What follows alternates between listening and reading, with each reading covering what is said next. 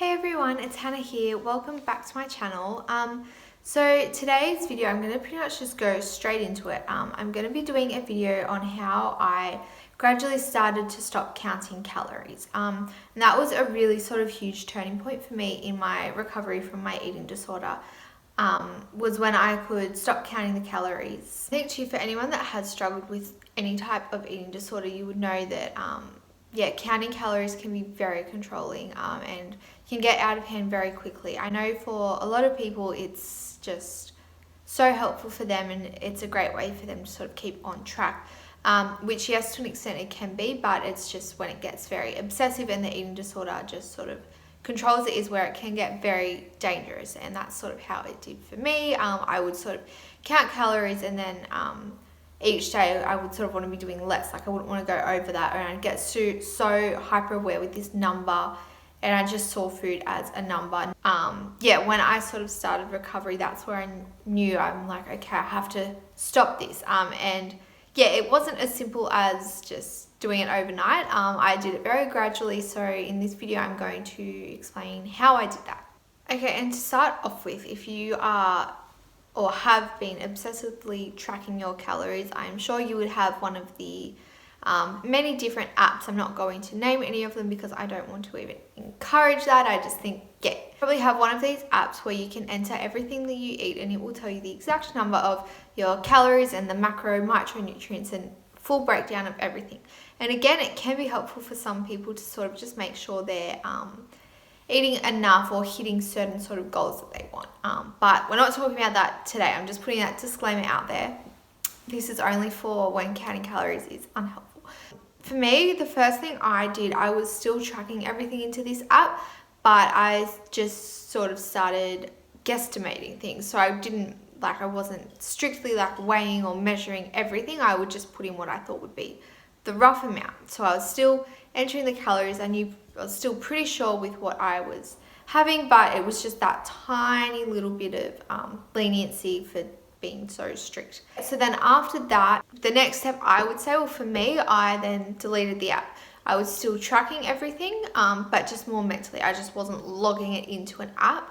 And I find that was it was hard, but it was a huge turning point for me, because I found once I didn't feel accountable. And I think that's where it got really out of control for me, was when I was holding myself accountable, logging every little single thing in.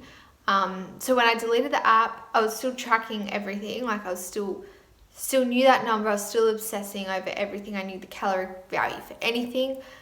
But once I deleted the app, I was like, okay, well I can still track it. I can do all that.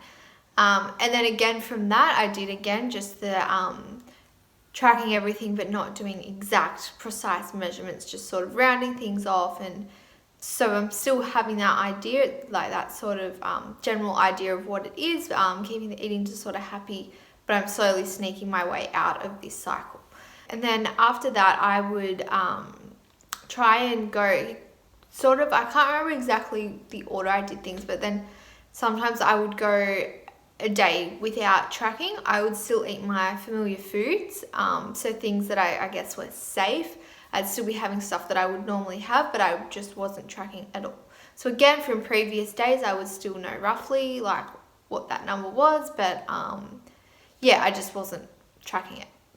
And then the next thing you can sort of, if you're still then wanting to track, you can go maybe just make one meal or have one snack a day where you don't track it at all. So you can track everything else, be as precise as you want with that, but have one meal.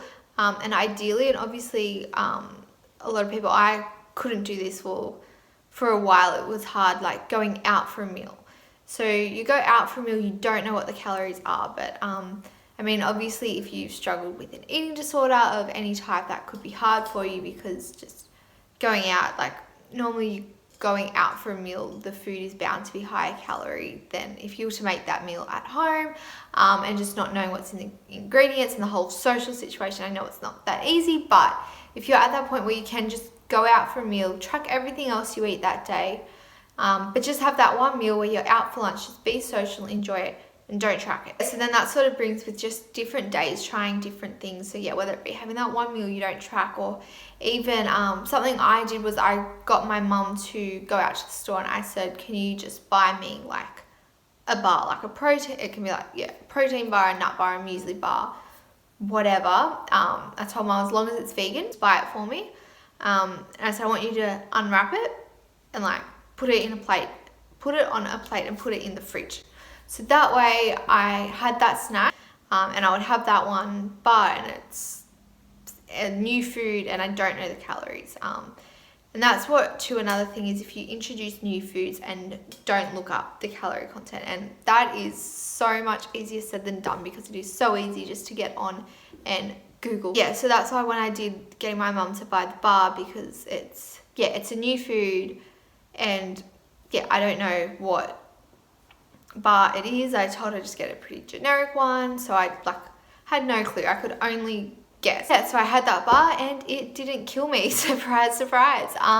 So yeah, I think it's just things like that really. Like, you don't want to just go from strictly counting calories to just cutting cold turkey. I mean, it's great if you could, but you want to sort of cause the least amount of distress. Going against anything your eating disorder says is going to cause a lot of stress. But yeah, I think if you just can gradually do that and just, yeah, I think the best thing is just to, if you're still roughly tracking, just don't be so strict and then gradually build it down. And then eventually, hopefully, you'll be able to not track at all, not know what that number is. And I think too, just wanting to say at the end of this, it's still like something now I still have a love-hate relationship with calories. I'm at the point now where I know how much I need to get. I'm not purposely restricting, but I do have to every now and then, like a couple of times a month, I do have to, I mean, I don't have to, but I do just track one day just to make sure that I'm staying on track. I've had a lot of other health issues, which might go into more detail in another video, but that's something that's been really hard for me, is then having to go back and just track everything in just to make sure I'm getting enough. And then yeah, just seeing that number, and then there's just always that thought still in the back of my head like, oh, let's get it lower, and it's like, no, that nearly killed me, so let's not do that. But yeah, it's really hard too, because now it's like when I was in the depths of my eating disorder, like I knew and still do know the calories for absolutely everything, and that's something that I'm not going to be able to forget. And that's something I hate, that I'm like, every single food, I'm like, I know the calories in that. It's like I'm a human calorie calculator. And it is still something that makes it really hard with recovery, is still having that, knowing that, okay, well, this is X amount of calories, but I'm going to eat it anyway, and I'm going to have an adequate serving. But I find it so important because, yeah, and now like I just found so much freedom, like not having to track every single thing I put into my mouth. Like, it's important when you're in recovery, like food is food, and you want to be at the point to eat intuitively, to be nourishing your body, but to be able to just enjoy food for what it is, for the taste, for going out, being social, the memories you can create around it. But I think like the first thing, like you just have to look at it each time you eat is a chance to nourish your body and nourish your mind. So that's where I think balance comes into it as well. Ways you want to trick your eating disorder out. If you just look at your plate of food, and rather than being like, well, this has this amount of calories, be like, well, this has these nutrients, and like this is gonna help me with this is good for my skin, this is good for my gut, this is, I don't know, good for my hair, like things like that. Just like looking at food for all the good things that it will give you, and not have it being a number, if that sort of makes sense. I feel like I can't properly articulate what I'm thinking, but I hope that makes sense. So it's sort of just like, you know, you just want to like get that idea of a number out of your head, because food is so much more than that. And I think it is so hard as well in diet culture these days. Everything advertised, all low calorie, like why is low calorie good? Anyway, so I don't know where I'm going with that. I think this is my little mini rant. I think this video turned into more of a rant than like helpful suggestions video. I don't know, but I hope you got something out of it. Leave me any questions or comments down below. I will get back to you. I'm going to start, I think, being more real with my like videos and my topics, things I talk about and stuff. I'm just going to be totally just honest and sort of document through my journey, and hopefully I can connect with some of you guys going through the same thing, and let's just do this together, let's fight it. But I think, yeah, my next video I'm going to do basically a life update, because basically, yeah, long story short, right now I am living in Brisbane. I had lived in Sydney and in the same part of Sydney for my whole life. So I'm hoping it's going to bring good things for me. But yeah, I'm going to do probably a life update and put on another rant type thing in the end. But yeah, any other topics you want me to talk about, let me know. Yeah, I'm just making these videos.